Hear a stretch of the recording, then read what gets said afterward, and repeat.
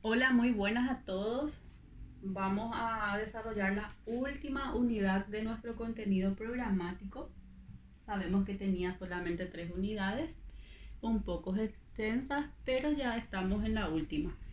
Y esta unidad tercera trata de la axiología jurídica. Voy a empezar primeramente diciéndoles que cuando hablamos de axiología o mencionamos la palabra axiológico, ustedes tienen que relacionar directamente con los valores. Axiología viene de valores.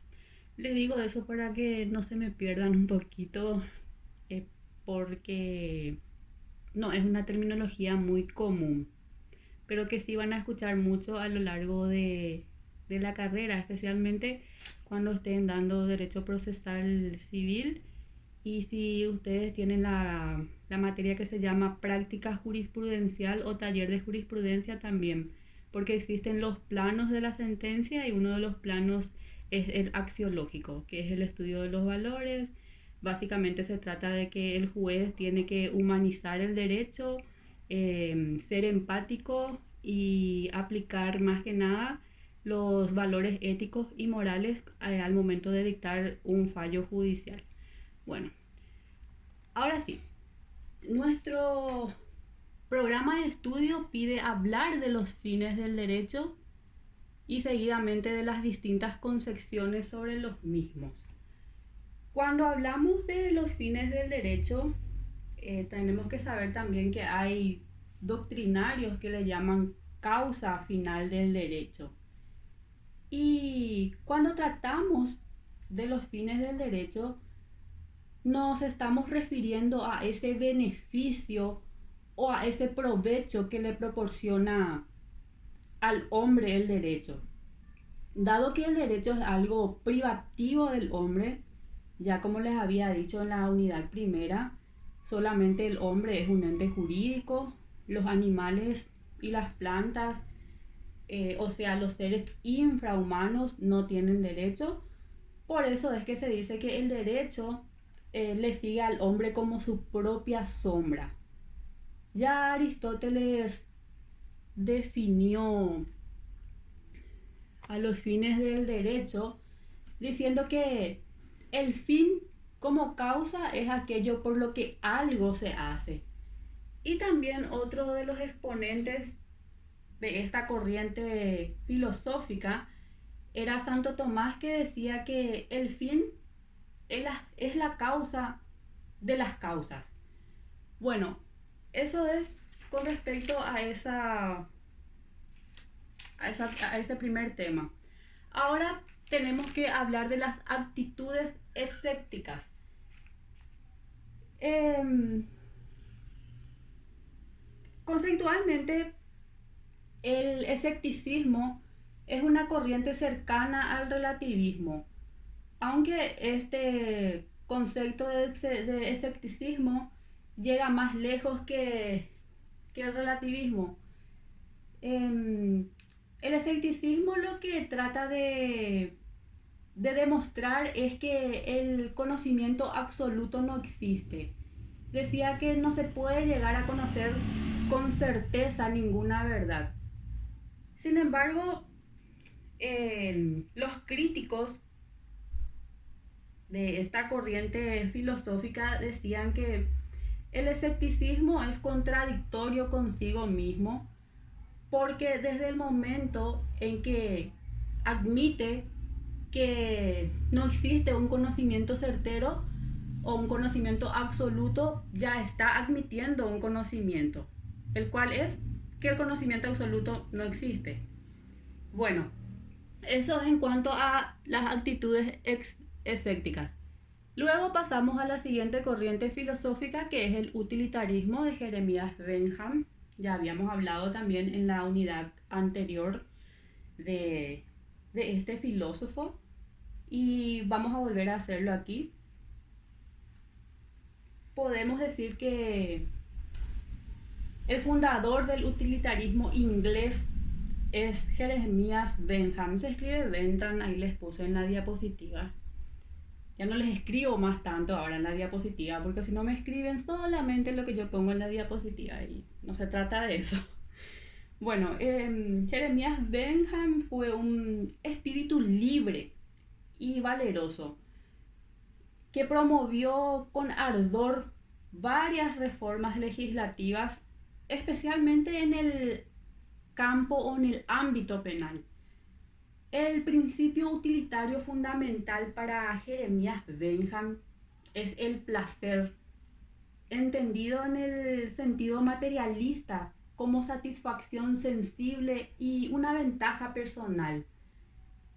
Bentham decía que es bueno aquello que procura placer y decía que la moral no consiste más que en el cálculo de los placeres, de donde se desprende la llamada aritmética moral, fundada por este filósofo utilitarista. Decía Bentham que hay que evitar el vicio solo en cuanto ese vicio conduce a la infelicidad. O sea, para él el vicio representa un error de cálculo en la búsqueda de la felicidad. Según Bentham, la virtud es un egoísmo bien entendido, el cual ciertamente exige algunos sacrificios, pero solo con un fin utilitario, decía él. Decía, por ejemplo, el sacrificio del placer menor en aras del placer mayor. Decía que la renuncia del placer presente se hace en vista del placer futuro. Y de todo esto resulta una cierta mitigación de la doctrina originaria de esta corriente, que tiende a sustituir el concepto de lo útil individual por otro concepto superior y mucho más amplio. El fin supremo para el utilitarismo ya no es el placer del individuo, sino la felicidad máxima del máximo número de personas. En esto consiste la llamada maximación del placer. Y Bentham le añadió la siguiente regla. Decía que en el reparto de los placeres ningún hombre debe ser excluido y cada uno debe contar y valer por uno. En síntesis, para el utilitarismo de Bentham, el derecho es un instrumento de placer, es un instrumento de utilidad. Bueno, ahora vamos a hablar de la siguiente corriente filosófica, que es el pragmatismo. El primer brote importante y original del pensamiento americano es el pragmatismo. El nombre de pragmatismo se une sobre todo al de William James. Este fue el primero en usar por escrito esta denominación allá por el año 1898 aproximadamente. El pragmatismo se trata de un método de averiguar la significación de palabras difíciles y concepciones abstractas, o también un método de determinación de las significaciones de conceptos intelectuales. James entendió que no puede haber ninguna diferencia que no haga ninguna diferencia, decía él. Podríamos decir que ninguna diferencia puede ser indiferente. Toda la función de la filosofía, según James, debería ser averiguar qué diferencia definida hará para ti y para mí en instantes definidos de nuestra vida, que esto o aquello formulado dentro del mundo sea la verdad. El pragmatismo de James no es nuevo. Ya tenía sus antecedentes en filósofos como Sócrates, Aristóteles, Locke y Berkeley. Algunos exponentes del pragmatismo, por citarlo nada más, no vamos a ahondar en estos temas. Está, ahí les puse en la pantalla, entre ellos está Oliver Wendell y luego la Escuela Pragmática Sociológica de Pons, que si hablamos de ellos va a ser demasiado extenso el contenido y no es la finalidad no es el objetivo de esta unidad. Más bien lo que a mí me interesa es que ustedes entiendan la definición o de qué se trata esta corriente filosófica denominada pragmatismo. Justamente esa va a ser la tarea que van a realizar después de finalizar esta clase. Y por último en cuanto a este tema, tenemos el relativismo y nos pide hablar de sus distintos exponentes. Bueno, tenemos que empezar enfatizando en el enunciado de la corriente filosófica denominada relativismo. Su axioma filosófico es que todo es relativo, nada es fijo ni estable. Esta corriente filosófica puede definirse como un sistema de pensamiento que afirma que no existen verdades universalmente válidas, ya que toda afirmación depende de condiciones o contextos de la persona o grupo que la afirma. Las primeras afirmaciones del relativismo se iniciaron ya en Grecia por los sofistas, siendo el más famoso Protágoras y su célebre axioma o frase que decía que el hombre es la medida de todas las cosas. Y podemos citar como exponentes del relativismo a Nietzsche, a James y a Wittgenstein. Bueno, ahora vamos a hablar de los valores. La unidad se llama luego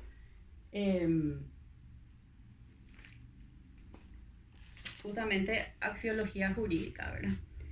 Bueno, lo que tenemos que empezar a enfatizar en cuanto a este tema es que algunos doctrinarios sostienen que el derecho no es un valor en sí mismo, pero sí un modo de realizar o concretar valores. Dado que el derecho es una determinación social de la concreción de esos valores, y luego de una serie de decantaciones previas, el ser humano lo que persigue son fines. Por eso estábamos hablando de los fines del derecho. Y dicen que esos fines las persiguen de tres maneras distintas.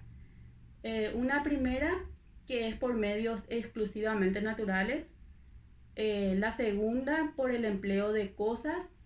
Y una tercera manera, que es por el interrelacionamiento con otros seres humanos. Y es aquí donde la sociedad organizada aparece y en su contexto el derecho. Carlos Cosio, ya habíamos hablado también de este filósofo, considera que los valores jurídicos no son valores individuales, tampoco son valores sociales subjetivos individuales, sino son valores sociales objetivos o valores de la conducta humana intersubjetiva. Decía Carlos Cosio que todo valor bilateral de la conducta es un valor jurídico, porque calificarlos de bilaterales equivale a decir que son los valores propios de la conducta compartida. Y como consecuencia de esos valores jurídicos hacen que los mismos sean exigibles y que a la vez puedan exigirse su cumplimiento y no quedar al arbitrio, sino tiene que estar sujeto a una legalidad, decía Carlos Cosio. Y decía a la vez que existe una ley fundamental axiológica que establece la jerarquía de valores y hace una división diciendo que en primer lugar existen los valores vitales como la salud, enfermedades, la fortaleza, la debilidad. En el segundo eslabón, Carlos Cosio le pone o coloca a los valores de sensibilidad como sentimientos agradables, desagradables, de placer y de dolor. Y en un tercer eslabón le sitúa a los valores éticos ampliamente considerados como los valores políticos, jurídicos y morales. Luego, en el cuarto eslabón le pone a los valores teóricos que podrían ser verdaderos o falsos. En el quinto le pone a los valores estéticos, pueden ser bellos, feos. Y en el último eslabón pone a los valores religiosos, que podrían ser santos o profanos. De acuerdo a la división mencionada, los valores jurídicos son fundantes y fundados a su vez en base a valores de menor nivel y en consecuencia de los de mayor escala, gozando en efecto primacía o subordinación uno con el otro. Así tenemos que los bienes económicos y vitales son susceptibles de regulación jurídica, no así los bienes morales, científicos, estéticos y religiosos. Esos no son susceptibles de regulación jurídica. Utilizando la pericia filosófica que realizó ya Carlos Cosio, podemos presentar o realizar una jerarquización de los valores jurídicos, situando en la cúspide a la justicia, en segundo lugar a la solidaridad, luego a la cooperación, a continuación la paz, luego al poder, a la seguridad y por último al orden. Bueno, nuestro programa pide hablar de los valores fundamentales, valores jurídicos fundamentales, y específicamente nos pide que hablemos de la seguridad jurídica, el orden y la igualdad. Bueno, cuando hablamos de seguridad jurídica, tenemos que saber que ella es la garantía que el derecho proporciona respecto de la conservación y el respeto de los derechos de los miembros de la sociedad, y consiste en el restablecimiento o reparación de los mismos en el caso de que estos sean violados. Ya hablamos también de la seguridad social en la unidad anterior. Ahora hablamos de la seguridad jurídica. La seguridad jurídica es el valor de situación de la persona como sujeto activo o como sujeto pasivo de relaciones sociales, que conociendo o pudiendo conocer cuáles son las normas jurídicas vigentes, tiene la confianza de que ellas serán efectivamente cumplidas. Y aquí podemos hablar del sentido subjetivo y objetivo de la seguridad. Hablamos de seguridad subjetiva cuando tenemos la convicción o la certeza de que la situación de que se goza no será modificada por una acción contraria a los principios que rigen dentro de la vida social. Y en cuanto a la seguridad objetiva, esta tenemos que saber que la seguridad en sentido objetivo se confunde con la existencia de un estado de organización social, de un estado que tiene un orden social. La seguridad es una relación entre la persona y un estado social objetivo en el cual esa persona está incluida. En síntesis podemos decir que la seguridad no puede definirse ni desde el solo punto de vista subjetivo ni desde el único punto de vista objetivo, dado que es una correlación entre el estado subjetivo de la persona y la realidad social objetiva. Vamos a hablar un poco también de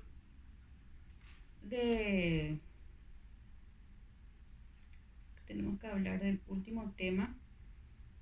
Después del orden tenemos la igualdad. Me adelanté un poco aquí. Vamos a hablar un poco también de la igualdad jurídica. Bueno, cuando hablamos de la igualdad, tenemos que saber que es un valor que exige que para todos los hombres se consagre el mismo respeto. La igualdad es el sentimiento moral que reconoce en cada ser humano la misma dignidad, al margen de su raza, religión, su credo, político, religioso, su clase social y su situación económica o cultural. Tenemos que saber que no se puede hablar de igualdad sin libertad y tampoco se puede hablar de libertad sin igualdad, dado que los dos son valores inseparables en un estado social democrático de derecho, como es el nuestro.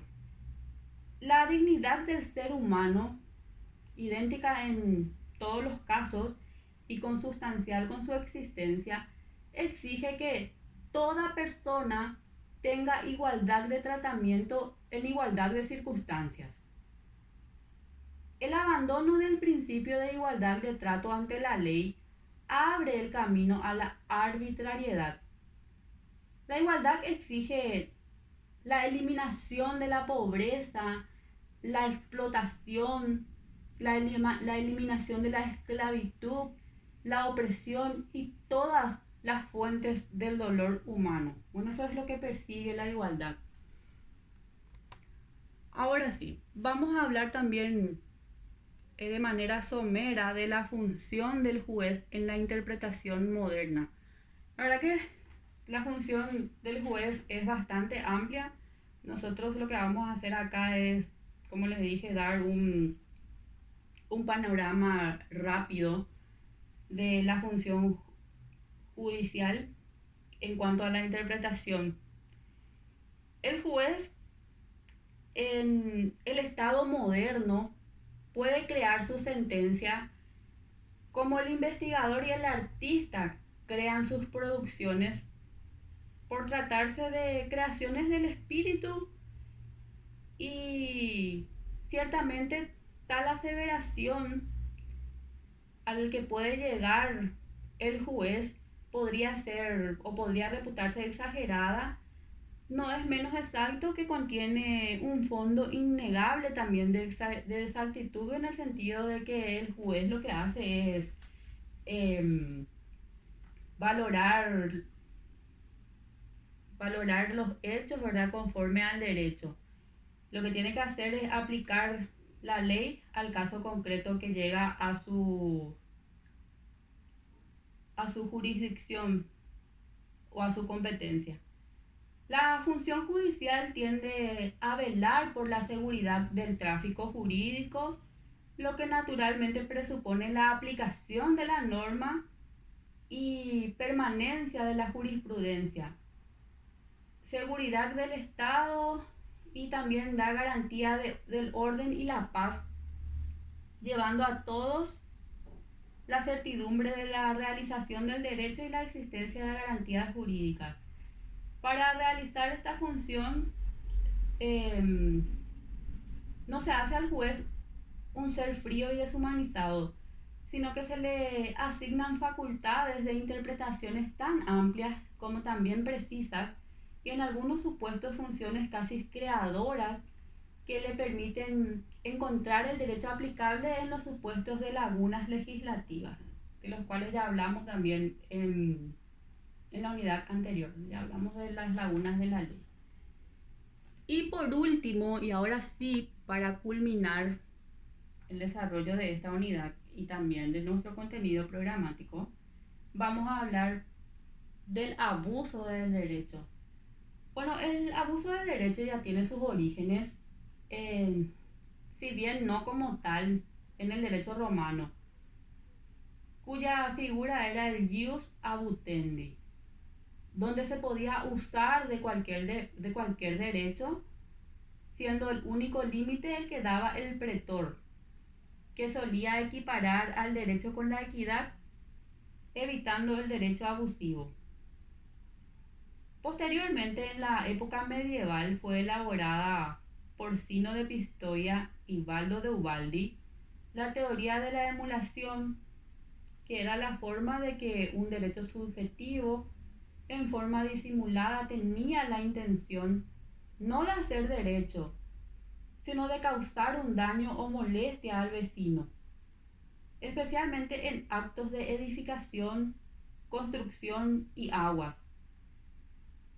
Si bien es cierto no se aprecia la vigencia del abuso del derecho, sí existía al menos la idea primigenia del mismo, ya que era un derecho subjetivo aplicado con la disimulada intención maliciosa o dolosa de causar un perjuicio sobre una persona o un bien ajeno, y estas intenciones estaban generalmente asociadas con pugnas vecinales.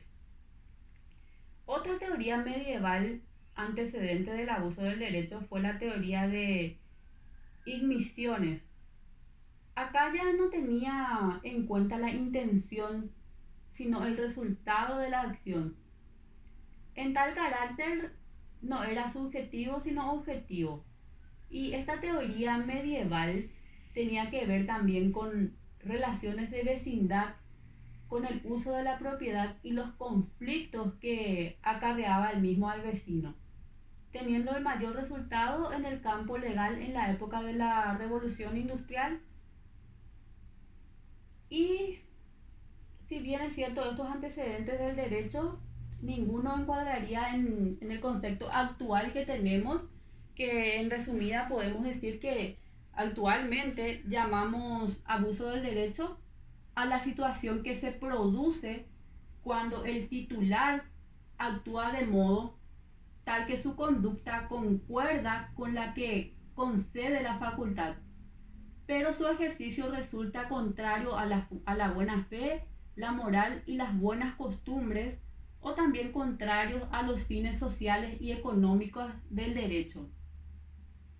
Igualmente, el abuso del derecho es el accionar de quien en ejercicio de un derecho actúa con culpa o con dolo y sin utilidad para una de las personas y causando daño a terceros. Bueno, ahora sí, fin de esta unidad y fin del contenido programático. Muchas gracias por todo.